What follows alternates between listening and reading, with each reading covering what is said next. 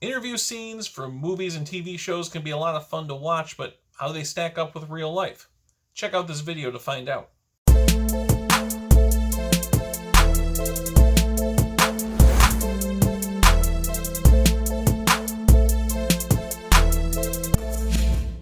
Hello, I'm Dan Trudeau. I'm the VP and Executive Recruiter at PRA USA. Now, I've been in the recruiting field for 20 plus years now, and I get asked from time to time about interview scenes in movies and TV shows, and, if that's accurate to how things happen in real life, or, isn't that crazy? What would happen in the real world if someone said something like that? And I thought it might be fun and informative to go through a few of these scenes and talk about, again, real world versus what you're seeing there, and not only that, some of the lessons we can learn. This is how people do it now, Nikki. They have their interviews on the internet. I like it. I know. Okay, here they are. And when I hit this, they'll be able to see us. So come on in. Don't do video interviews in public. Bad location. Nick, come here. Okay, but don't crown me. We can see you guys. Okay, great. You got us? Hi, my name is Billy. Oh, we can hear you fine as well. Oh, great. Good. Billy McMahon. Nick Campbell. I'm Benjamin. Allison, we're going to ask you a few questions that some of our candidates find a little bit odd. Let's go. No judgment. Shoot. Good positive You're shrunken attitude. down to the size of nickels and dropped to the bottom of a blender. What do? You take her flat on your back like Right. this. You just lay back, enjoy stiff that as a board, light as breeze. a feather, Pretend it's a fan. And let those badass this blades blend whip all around you like this. That looks never a good thing. It's like getting an MRI. Once this blender's on, it's on forever. It's on. Respectfully, I got to disagree. We sold blenders, and even the best model in the world is only going to run maybe 10 or 11 hours. So we're getting out, and when we do, we're better off for it, because whatever doesn't kill you makes you stronger. It's not so much getting out of the blender, it's what happens next. Ooh, That's the but question. You haven't gotten out of the You've got blender. two nickel-sized men free in the world. Think of the possibilities. I mean, on top of my head, and I'm just My spitballing head's here. swimming. Sunglass repair? We'd Yeah, be hell yeah, on those 'cause little you're the screws. Maybe stick us in those submarines that they put in people's bodies to fight diseases. Okay, that's not a real thing, the submarines. No. Wait a minute. I thought we were stuck in a Neither blender. nickel Now we're size saving people. lives? What? What? What? What? Let me just recap this for you real quick. We started off in a blender. Yeah. Now we're saving lives. What? What? What? What? Wait a Oh, minute. We this were is going off stuck the in a rails. What a blender, and journey. now we're saving lives? You What? guys led us to this. Thank you. So what went wrong in this interview? Well, several things. First off is location. They're doing a video interview in a public library, in fact, in the children's section of a public library, which, when you're doing a video interview, you want to be in a secluded place where you can control your environment so that you can stay focused and you're not getting distracted by things going on, both you or the person you're interviewing with. So location's bad. Second, when you're doing an interview, you want to build rapport. You want to have it be a real conversation back and forth. If they ask you a question, you can ask a question back to clarify, build things up, make sure you're going in the right direction. These guys did none of that. They got asked the question, and then it was just full throttle ahead, which, it's typical Vince Vaughn character in this case. He just goes. And, I mean, at one point, the interviewer's even going like, oh, no. And as I said during the video, that's never a good look. So they're not building rapport with the people they're interviewing with, which means that the people interviewing with them don't have a good feeling about the interview. And that feeling can make the difference between an offer and being declined.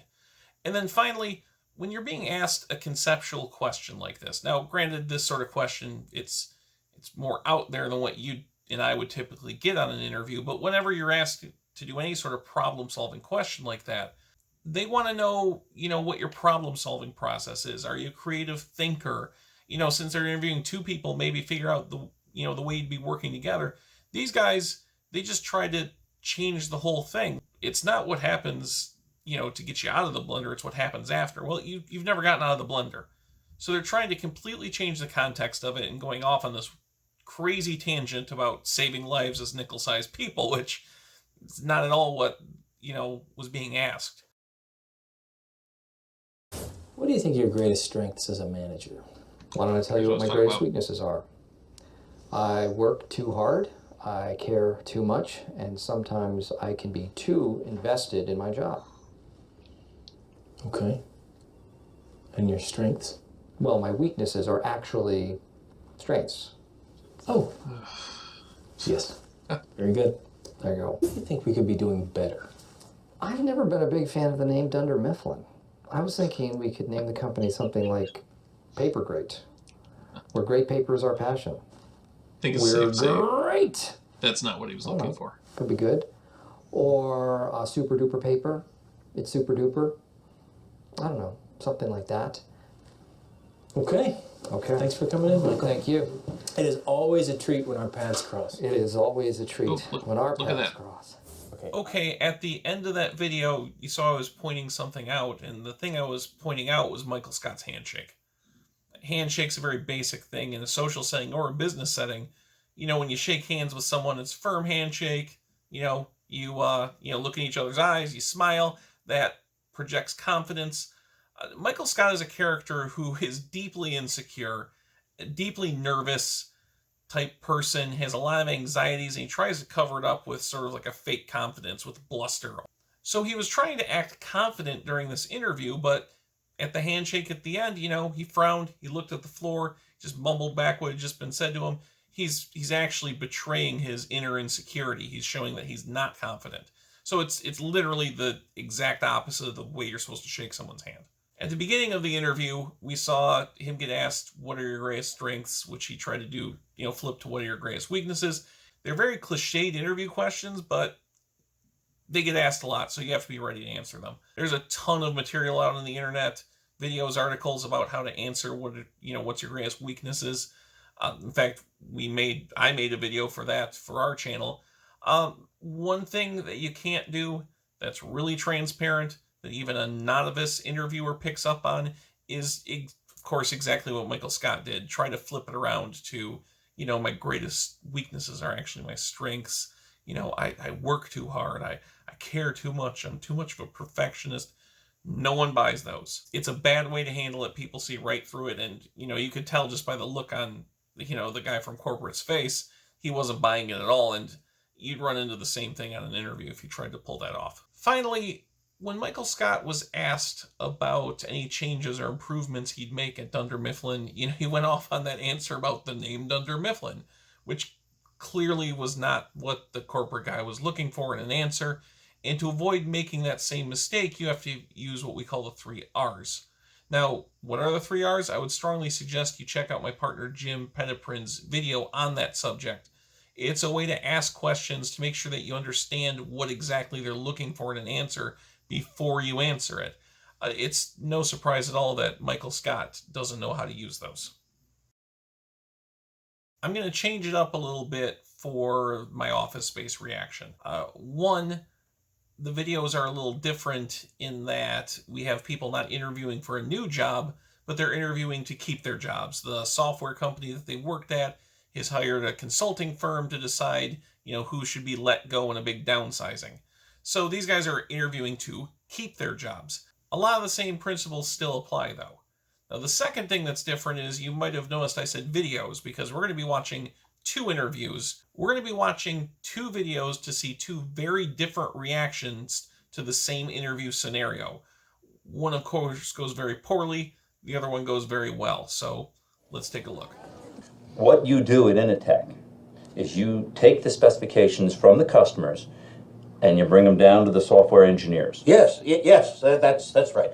Well, then I just have to ask, why couldn't the customers just take them directly to the software people, huh? Well, I'll tell you why. Because engineers are not good at dealing with customers. So, Right answer, wrong tone. you physically take the specs from the customer? Well, no, my secretary does that, or the fax.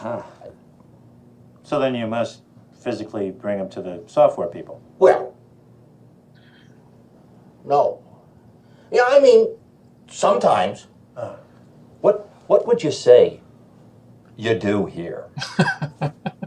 Well, look, I already told you. I deal with the goddamn customers so the engineers don't have to. I have people skills.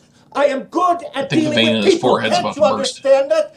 What the hell is wrong with you people? Next batter looks like a Peter Gibbons. Oh, there you are. We were just talking about you. You must be Peter Gibbons. Look how chill he I'm is. Bob Slidell. This is my associate, Bob Porter. Oh, hi, Bob. Bob, pretty much go ahead and grab a seat and join us for a minute or two. You see, what we're actually trying to do here is we're trying to get a feel for how people spend their day at work. So, if you would you walk us through a typical day for you? Yeah. Great. Well, I generally come in at least 15 minutes late. I use the side door. That way Lumberg can't see me. He's already blown their minds. After that, I just sort of space out for about an hour. Till I'm thirsty. Space out? Yeah. I just stare at my desk. But it looks like I'm working. I do that for probably another hour after lunch, too. I'd say in a given week, I probably only do about 15 minutes of real, actual work. I'm not going to suggest that sort of answer Peter, in an would you interview. be a good sport and indulge us and just tell us a little more? Oh, yeah. Let me tell you something about TPS reports. TPS stands for? The thing is, Bob, it's not that I'm lazy. It's that I just don't care. Don't care? He's in charge of the conversation now. All right? Watch. Now, if I work my ass off and Initech ships a few extra units, I don't see another dime. So where's the motivation? And here's something else, Bob. I have 8 different bosses right now. I beg your pardon? 8 bosses. 8? 8, Bob. So that means that when I make a mistake, I have 8 different people coming by to tell me about it. That's my only real motivation, is not to be hassled.